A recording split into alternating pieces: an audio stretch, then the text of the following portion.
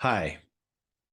Today I'd like to talk about something really spiritual, something about faith in God. My question is, if you believe in God, do you believe that God is sovereign? That he will decide whatever he wants and do whatever he wants with people on this earth, with you and me? Or do you believe that God is somehow predictable?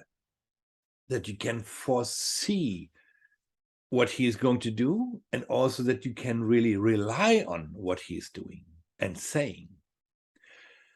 I think, especially in the Christian world, where traditional Christians read the Bible, go to church, have church services, pray together, I think there is a big dilemma. That's my personal opinion, and I know that I might upset a lot of people with this whole subject. Because yes, we believe, we say, and people say, in the sovereignty of God, but we also believe in the truth of the Bible. And this is where the dilemma is coming in, I think. When we believe the sovereignty of God, we automatically deny that the Bible is reliable in our own way of limiting thinking.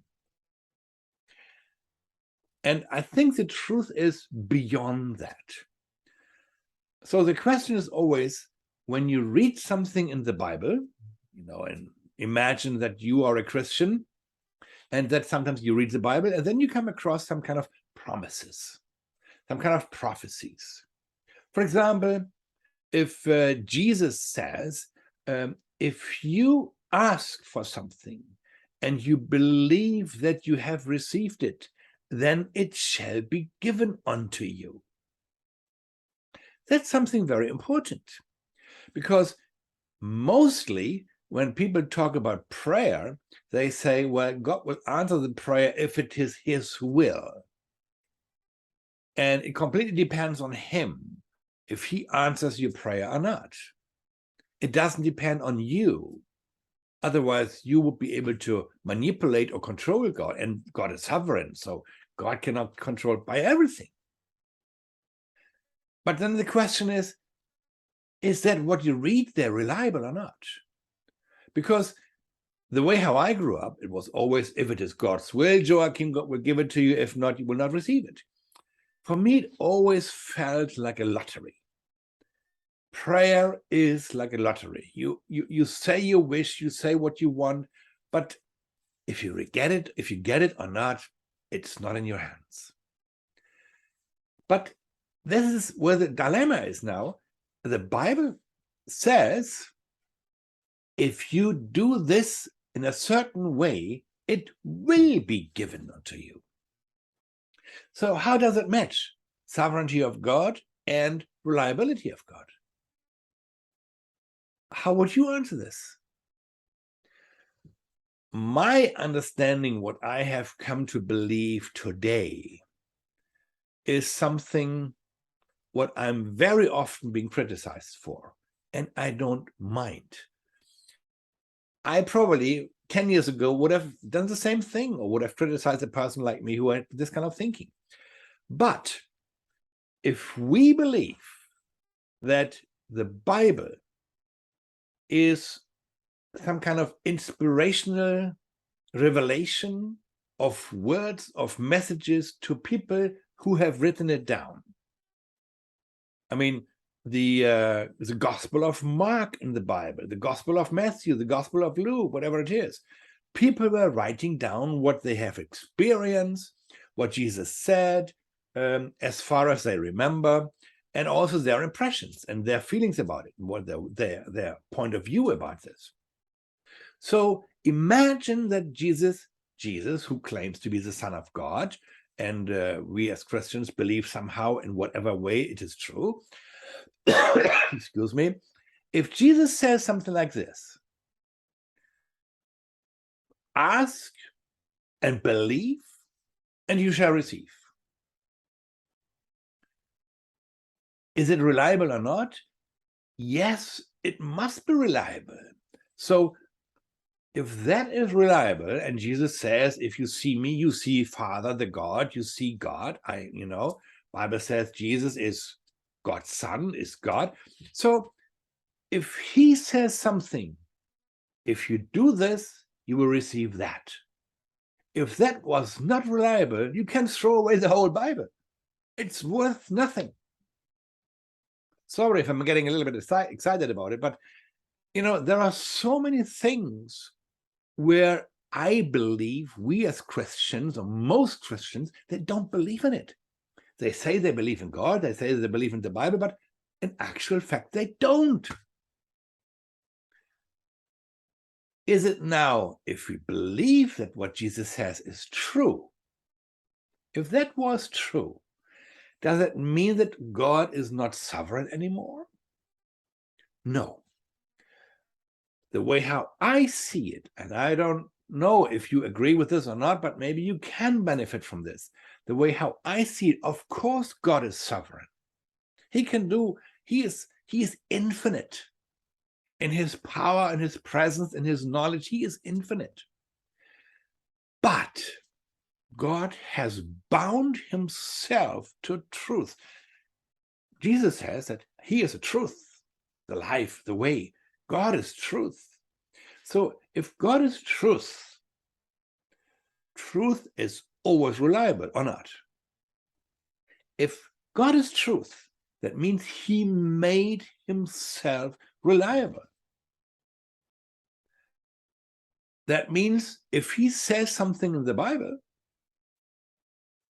and whatever way it was written down, but if we read something, what is the promise of God, it is absolutely reliable.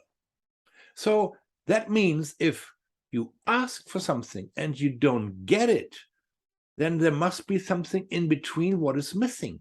If it says ask, believe, and receive, and you do ask, but you do not receive, then there's something obviously going on with your belief, with your faith. And this is where most people say, Joachim, this is wrong. And I say, yes, this is right. Why? Because whenever Jesus was making a miracle, healing somebody, giving something, whatever, he very often said afterwards, your faith has helped you. Your faith has made you whole. Your faith has healed you. You can read it. It's a fact. It says there.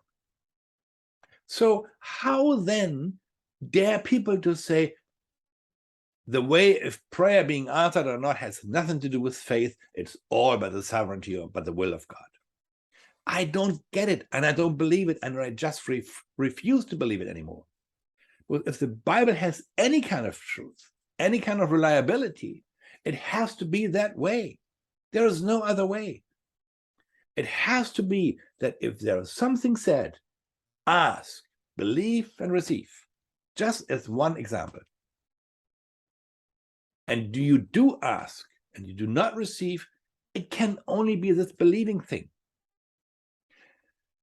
And there is a story in the Bible which is really impressing. I'm really impressed by this.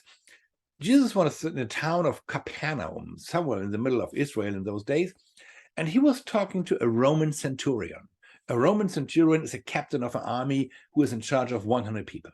That's why it's called centurion, cent for the Latin word for 100. So, and he came to Jesus and says, oh, Jesus, I need your help. My servant, it could be a soldier, I don't know, maybe a personal servant, he is really ill and he suffers and I feel so sorry for him. Can you please heal him? And then Jesus says, yes, of course, let's go to your home and then I can heal him. And then the centurion says, no, you don't need to go to my home. Who am I that you come to my home? I'm a man of power and authority. If I say a word, things get done. If I call somebody, he will call. If I ask something to be brought, it will be brought to me. Jesus, just say a word and he will be healed. And then Jesus said, I have never come across this kind of faith here in Israel, the whole of Israel not. And then he says to the centurion, go home, and this guy's already healed. So this natural expectation that what you ask for will be done. So the Bible is full of these kind of promises.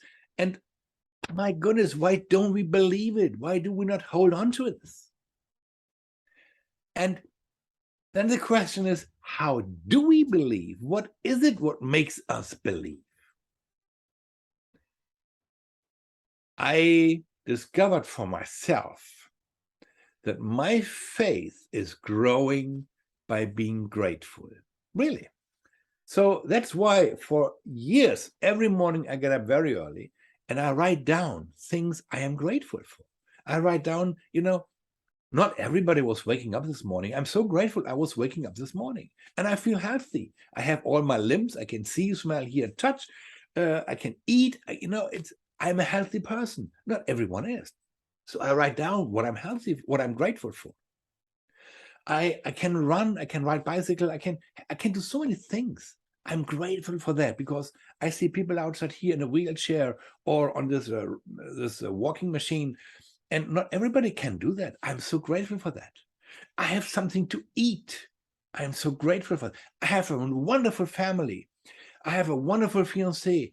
I have a very nice mom. I had great parents. I'm so grateful for that. But when you're grateful, you give thanks. Thanks to who? I give thanks to God. Yes, I give thanks to God because I believe I'm very much blessed. And by looking at the good things I have, that increases my faith. And that helps me to trust and believe that what the Bible says is true. Of course, not everything. Not everything. Many things in the Bible, I think we misunderstand completely. But these promises about prayer, I'm 100% sure it is exactly the way how it stands there. You believe it or you're not, it is not my problem. It is your choice. I have chosen. I have decided. I rely on this. And I'm sharing this because I believe there is so much wealth in those kind of spiritual books and other books as well. If we take this into consideration and deal with this and employ this in our lives, I'm sure that your life will be better, more happy, more fulfilling, and you will see more miracles in your life. And I wish for that. I wish you blessings and abundance.